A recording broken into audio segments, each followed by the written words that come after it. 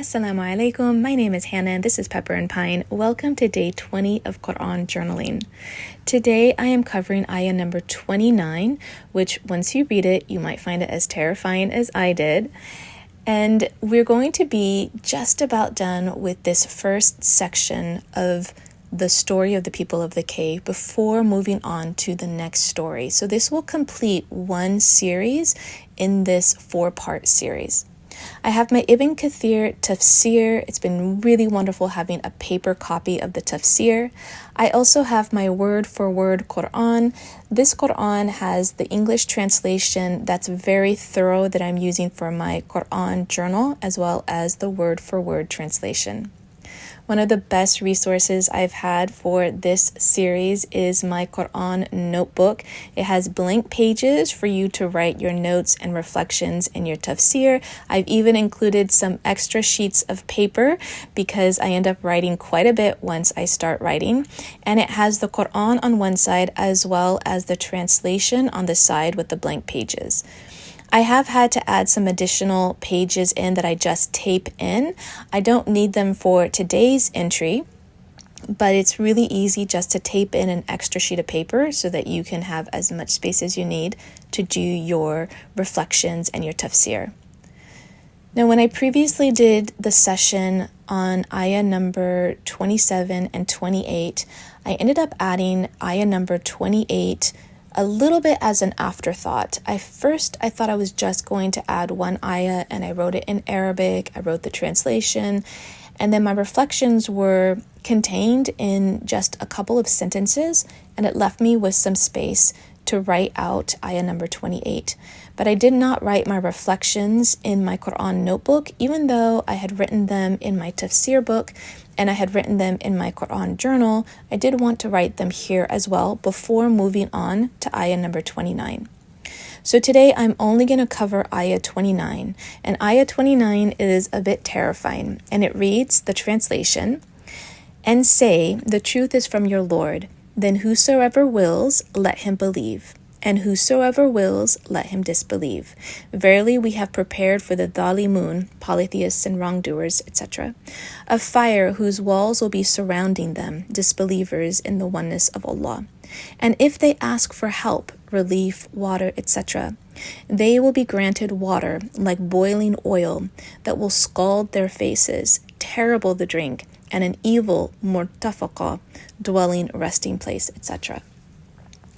So this ayah is speaking about hellfire, and the way that it's depicted is quite horrifying. And then the following 2 ayahs talk about Jannah. So I wanted to separate these last few ayahs in this section before starting the new series. And I've dedicated the entire page just on ayah number 29. And I will have some illustrations, and I want to remind that the illustrations are memory tools for myself. And I remind you that if you prefer to omit the illustrations, you can just write your notes and reflections. So for this illustration, I'm going to do a tree on one side, and the tree is the one that the people of hellfire will come to eat from. And the tree will basically rip the skin off of their faces. And when other people in hellfire walk by the tree, they will recognize the people by the skin that's left on the tree. Like, they'll recognize those people because just what's left on the tree is the skin of their faces. It's absolutely horrifying.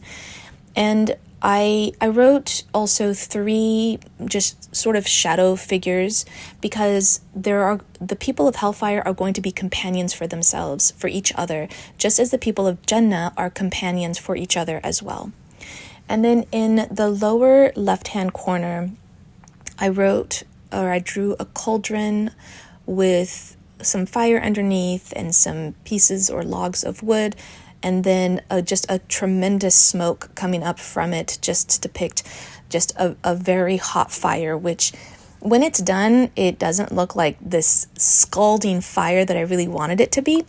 And I then also was thinking of adding a river of molten lava just kind of falling from the top corner of the page, but I decided not to do that just so I'd have more room to write the verse and the translation and my reflections. So I thought this was enough to depict fire, and I want it to be dark. There's not much color other than the fire. I made the color of the liquid in between the color of pus and blood, because that is also referenced as the drink would be boiling hot blood and pus, which is horrifying as well. And then also the liquid is defined as boiling oil. And if you put oil on fire, you can imagine what will happen. It just erupts into like just a tremendous fire. It's just fuel for fire, and it's a bit of an explosion. So you can imagine that being the liquid, as well as something that is so hot it will melt other things. So you can imagine like lava or magma, that would be their drink. That's their drink in hellfire. And so when they're in hellfire, they're already being burned. So they're blackened from being burned. Then they want relief. They want relief in the form of liquid or, water, something to relieve them, or some food to relieve their hunger. And all that they will be given are these two horrifying food and drink that's absolutely terrible and so hot that even if you weren't even drinking the liquid, you were even just far from it or near to it, it would just scald your face and the skin of your face would just melt off. It's absolutely horrifying. It's horrifying to think about. It's horrifying to write about. And yet this is the ayah. This is what will be for those who disbelieve. And Allah subhanahu wa ta'ala starts by saying that the truth is from your Lord. So this that follows is from Allah. This is not something that may or may not happen. This is not something you're going to diminish when you are talking about Islam. This is not something, no. This is what Allah says. This is the reality, but He also gives you a choice. So it starts with whoever wants to believe, it's their choice. And then whoever wants to disbelieve, it's also their choice. You may do as you wish. We are humans and we are blessed with the ability to make our own decisions and our own choices. But Allah subhanahu wa ta'ala is very clear with the consequences of each of these choices. And the consequence of disbelief is hellfire. And it's said in this ayah. And the beauty, the positive consequence of belief will be shared in the next ayahs. And it will tell you all of the things that will be in Jannah, which are not just opposite. They're like so polar opposite that you would desire Jannah at all costs. You would want it so much, and you would also fear hellfire so much.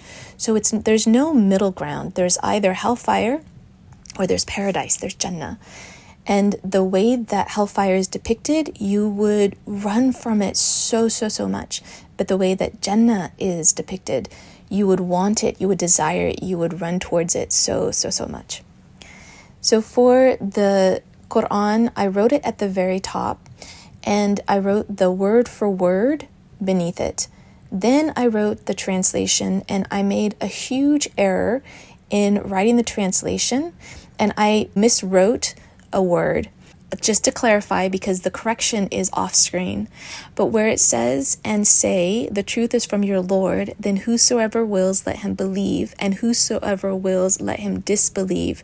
I forgot to write the disbelieve. So that is a typo. So please note that has been corrected. Just want to make that very clear, that was a mistake on my part. So the illustrations were done first, and then I wrote, and I added 2 different kinds of color pencils this time. I realized that I didn't have black in my color pencils, and I really wanted to include some black for this illustration. And so I found another color pencil, which I think was a watercolor color pencil. And then I found a chalk color pencil. And I'm using both of these in addition to the color pencils that I've already used for all of this series so far. Now the chalk color pencil, or the chalk pencil, that's going to leave a bit of a residue. And there was a lot of just black sort of soot all over my paper, which made it a little bit difficult to write. So I just want to share that in case you were going to do the same thing. One other thing about using a chalk pencil is that it will smear. And so because it smeared a little bit and it got onto my writing, I thought that kind of looked neat, but it should have been done like after I actually did the writing, because the ink didn't stick quite as well to the paper with that residue on it first.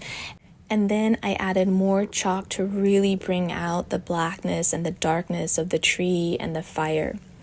Now, if you're going to use chalk, you do need to use a fixative at the end, and I just sprayed a fixative to keep this drawing from smearing onto the next drawing and onto the words themselves. So here's a closer look at this drawing. I really like the way it turned out. I think the only thing that I would want to do is add more darkness around the words, but not around the Quran, just to really give it that somber, scary, distressing, terrifying, horrifying feel, because on the next page I'm going to have something that's completely the opposite, so bright and cheerful to depict the next couple of ayahs. I hope that you're enjoying this series, and if you are following along with me, I would love to see your work. Please tag me on Instagram. Don't forget to check out the blog post that accompanies this video. You're going to find more pictures as well as all of the resources that I'm using, as well as links to all of those materials. And if you'd like to see how we're Quran journaling on a daily basis, you can find me on Instagram at Pepper and Pine.